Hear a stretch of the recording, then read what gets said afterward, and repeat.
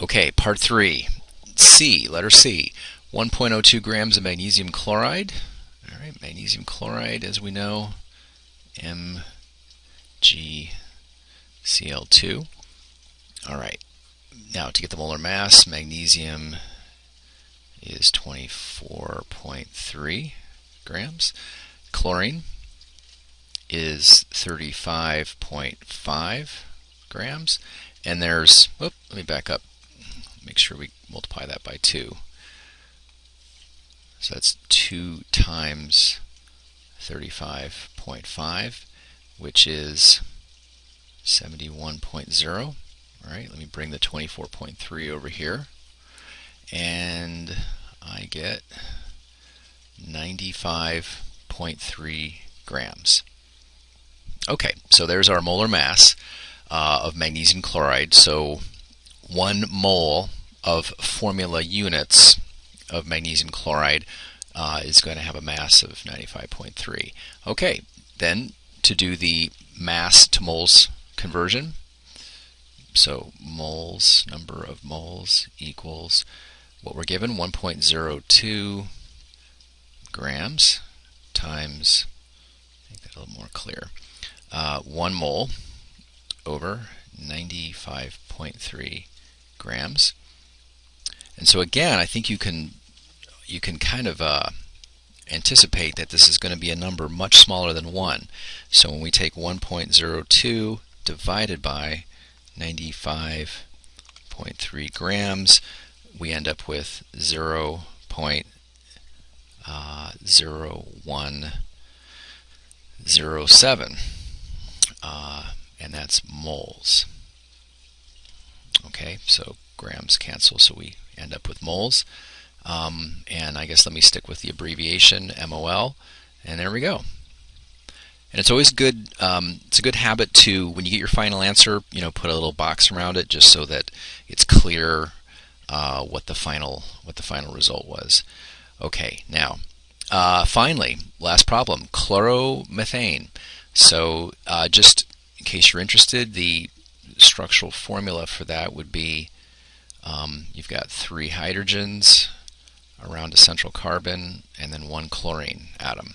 Okay, so the molar mass is going to be 12.0 for carbon. I'll just multiply together 3 times hydrogen's atomic mass, so that would be 3.0, and then chlorine, as we saw in the last problem, is 35.5. Okay, add it all up, and that's, let's see, 8, 10, carrier 1, so that's 50.5 grams. Okay, the molar mass of chloromethane, 50.5 grams.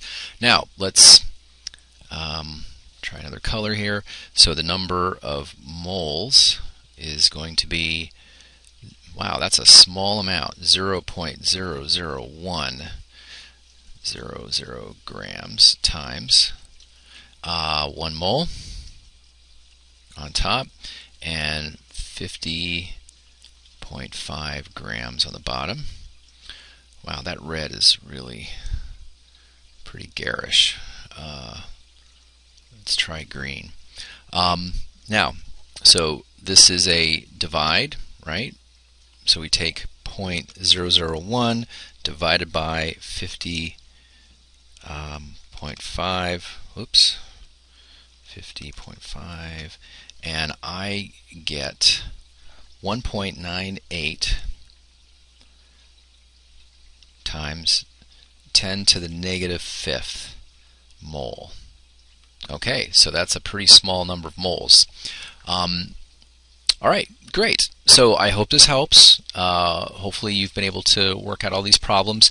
Since I do have some time left over on this video, what I'll do is I'll go back and I'll go ahead and work through number 1, part A and B. But if you've got what you need at this point, then you can, obviously sign off. But if you want to see these worked out, I'll keep going. Okay, so lead to oxide. The formula is PbO, All right, let's look up lead and 207.2. So lead 207.2, oxygen, as we know, 16.0. Okay, 2, and that's 13, 2. Okay, so 223.2 grams. That's our molar mass. All right, now, if we have 8 moles, how many grams would that be? Okay, so we'll go over here. Number of grams equals what we're given, 8.0 mole times. Now, we're going from we're going from moles to mass, so we want the mass on top. So we put the, again, let me start by writing down, just so we remember what we're doing here, the equivalence. So what we just figured out by determining the molar mass is we're establishing the equivalence between 1 mole and the mass of 1 mole. Okay, so there's our equivalence statement. Now we know the relationship between 6.02 times 10 to the 23rd formula units of lead oxide and the mass that would be equivalent to that. So we put the 223.2 grams on top, 1 mole on the bottom. Moles cancel, and if we take 223.2 multiplied by 8, it's a fairly large number, as you would probably expect, 1785.6 on the calculator, but obviously we can't use all these digits because we only have 2 significant figures in what we're given, so technically we need to round this to 1800 grams. Okay, so don't stress out if you don't quite follow the significant figures argument. The important thing that we're trying to learn right now is how to do the mole to grams conversion. Okay, last one. Silicon tetrahydride. So as you know, tetra means 4. So the chemical formula would be SiH4. Okay, so silicon. Let's take a look. 28.1. 28.1. And then hydrogens, there's 4 of them, so I'm just going to multiply that in my head because I know hydrogen is 1.0 for atomic mass, and this turns out to be 32.1 grams. There's our molar mass.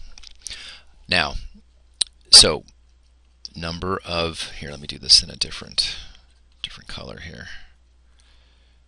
Let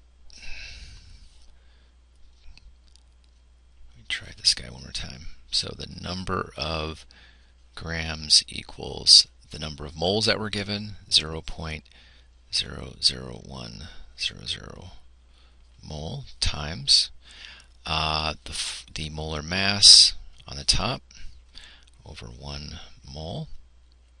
Okay, and so that equals 0.032 grams, if I'm not mistaken. Let me just make sure. 0.001 times 32.1. Yeah, 0.0321 grams. There we go. And we can keep 3 significant figures in our answer because in the problem we were given 3 significant figures. So those last 2 zeros are indeed significant. Okay, great. Hope you did well, and I'll see you tomorrow. Okay.